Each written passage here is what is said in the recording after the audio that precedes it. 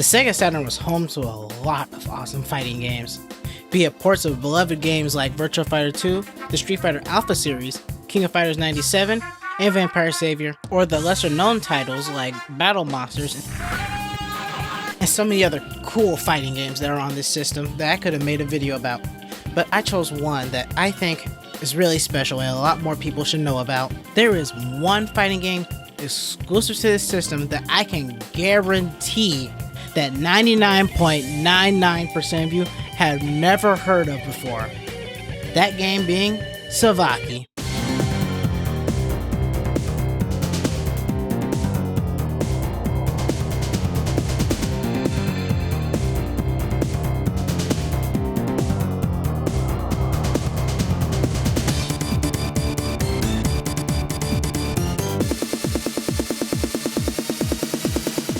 Savaki is a 1998 Sega Saturn exclusive 3D fighter that was only released in Japan. This game was developed by Sinus. Sinus being a fighting game developer made of one singular dude. That's right, everything from gameplay, graphics, and modeling was made by one person. That person being Kozo Nishio.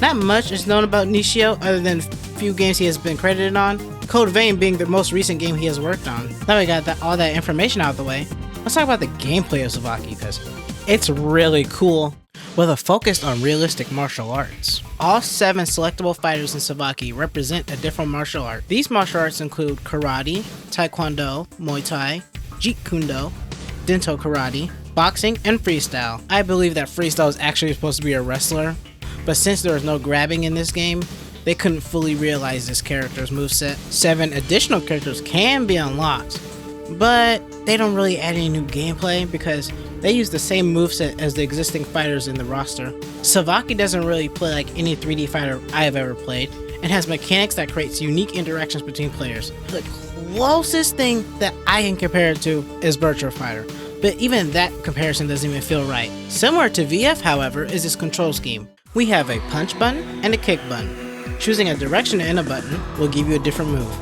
Guarding is much closer to Tekken in that you can stay still or hold back to block.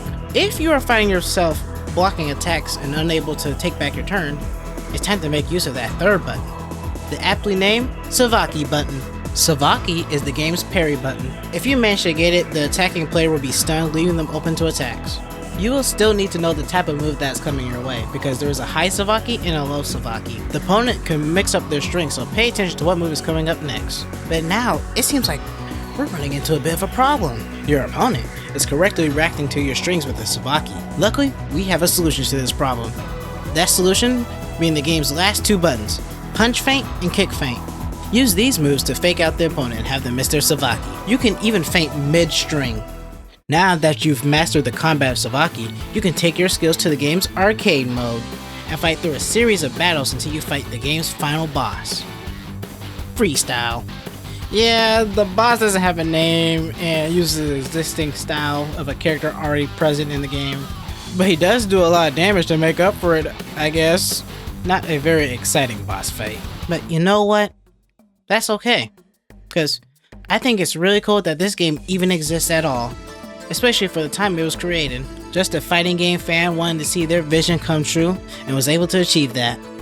Now we live in an era where many people are creating their own fighting games, be it by themselves or a small group of people. Obviously making a game is still hard, but reaching an audience has never been easier. People are able to find and build passionate communities for these small games that took years and years of effort, creating something entirely new, not even knowing if it would be worth it or even people will even like it. Supporting these projects, be it big or small, is really important. We are so lucky to have the fighting games we do have, because sometimes they are not the easiest things to sell, especially if you're not the big 3. Fighting games tend not to get the same type of chances that other genres get.